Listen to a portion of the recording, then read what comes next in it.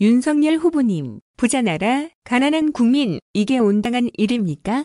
윤석열 후보가 6일 가락시장을 찾은 자리에서 전국민 재난지원금 지급 반대 입장을 밝혔습니다. 윤 후보는 영세소상공인, 자영업자에 대한 코로나19 피해 보상은 손실을 보상하는 관점에서 접근해야 한다. 몇 퍼센트 이하는 전부 지급한다는 식으로 접근해서는 안 된다고 했다고 합니다. 윤석열 후보의 재난지원금 반대는 이번이 처음이 아닙니다. 지난 7월 언론 인터뷰에서는 걷어서 나눠줄 거면 일반적으로 안 걷는 게 제일 좋다며 황당한 얘기도 한 바 있습니다.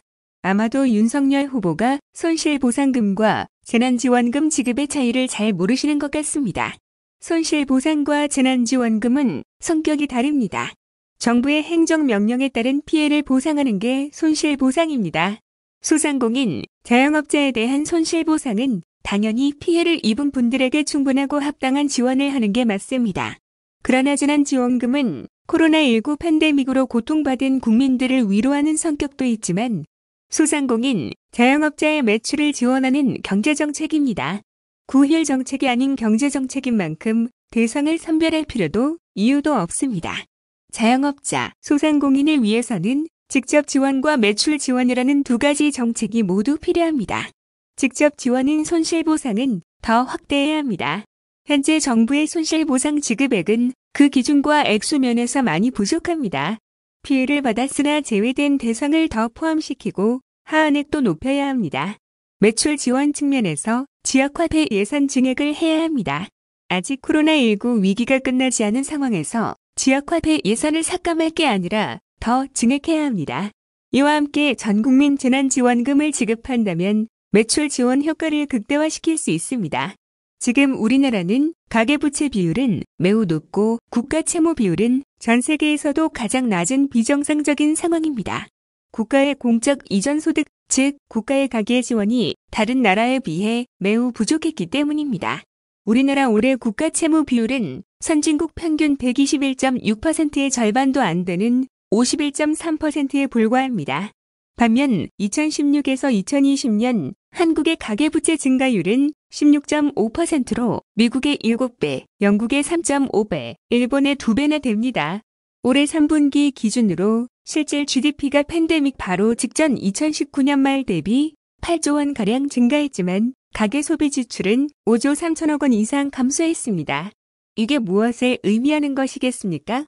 나라는 부자가 되고 있는데 국민은 지출 여력이 없어 지갑을 닫고 있다는 뜻입니다.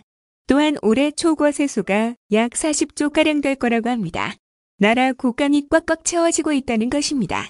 수십조의 초과세수는 국민들이 고통을 감내한 결과입니다. 국민들이 고통을 감내한 덕분에 K-방역이 성공할 수 있었고 다른 나라에 비해 매우 빠른 속도로 경제 성장률을 회복하고 있습니다. 이제라도 국가가 가계 지원에 보다 적극적으로 나서야 합니다. 재벌 대기업에 세금 수십조 투입하는 것은 투자이고 국민들을 직접 지원하는 것은 비용이고 재정 낭비라는 건 앞뒤가 맞지 않습니다. 1997년 IMF 구제금융 당시 지원된 공적 자금만 168조 7천억 원입니다. 이중 미회수금이 51조 5천억 원입니다. 국민 1인당 100만 원씩 줄 수 있는 금액입니다. 세금에 재벌 대기업 지원용 세금, 일반 국민 지원용 세금이 따로 있는 게 아닙니다. 국민은 불법 사채 수십만 원을 못 갚아 생을 마감하는 극단적 선택에 이르기도 하는데 재벌 대기업은 1/3만 갚고도 아무런 부채의식이 없습니다. 이건 불합리해도 너무 불합리한 것 아닙니까? 전국민 재난지원금 지급은 고통을 감내하며 방역에 동참해 주시는 국민들을 위로하는 것이죠. 자영업자 소상공인들의 매출을 늘려주는 경제정책입니다. 소멸성 지역화폐로 지급한 재난지원금의 경제효과는 이미 온 국민이 경험했습니다. 쓸 곳이 정해진 예산을 돌리지 않은 것이 아닙니다. 없는 돈을 만들어 쓰자는 것도 아닙니다. 재정 여력이 있습니다. 예상보다 더 많이 거친 세금으로 쓰자는 것입니다. 윤석열 후보님, 국민을 위해 국가가 존재합니다. 흉년이 들어 백성이 굶고 있는데 돕지 않을 거라면 관할 곳간에 잔뜩 쌀을 비축해 두는 게 무슨 소용이 있겠습니까? 백성들이 죽고 나면 그 나라는 또 어떻게 존재하겠습니까? 전국민 재난지원금 지급한데 당리당략으로만 생각하지 마시고 국민 입장에서 한 번 더 깊이 숙고하시기 바랍니다. 다음 페이스북글 소리 없는 사람들의 서러운 삶과도 함께하는 이재명 정부를 만들고 싶습니다. 바쁘더라도 꼭 읽어보라고 공유해 주신 기사를 이제야 봤습니다. 21세 대구 청년의 비극을 다룬 기사에 마음이 멈췄습니다. 마침 엊그제 대구에 다녀왔던 길이라 마음이 더 무겁고 복잡합니다. 동시에 뜨거운 무언가도 솟구칩니다. 왜 정치를 하는지, 국가는 누구를 위해 무엇을 해야 하는지 다시 각오를 다집니다. 정치가 입버릇처럼 민생을 외치지만 복잡한 경제 소식과 수치로는 결코 드러나지 않는 보통 사람들의 삶, 정치에 관심 가질 여력조차 없는 소리 없는 사람들의 삶이 곧 민생입니다. 이분들의 삶을 바꾸는 것이 가장 위대하고 시급한 개혁입니다.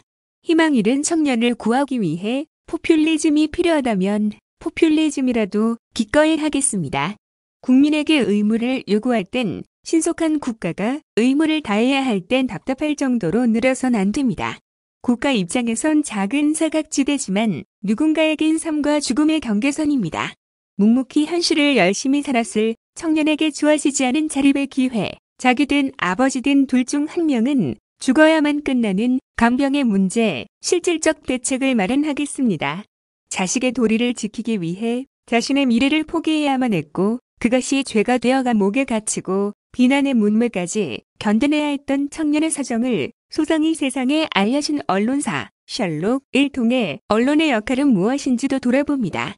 이 사건은 아주 오랜 시간 동안 모두의 방임과 무관심 속에서 이루어진 타살입니다.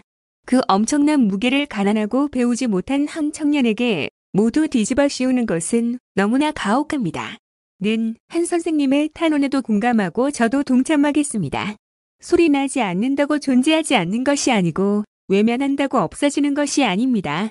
하루하루 힘겹게 버텨내는 모든 서러운 삶들과 함께 이번 대선을 치르겠습니다. 대물림되는 가난과 매정한 세상을 원망하지 않아도 되도록 할 일을 다하는 이재명 정부를 만들고 싶습니다.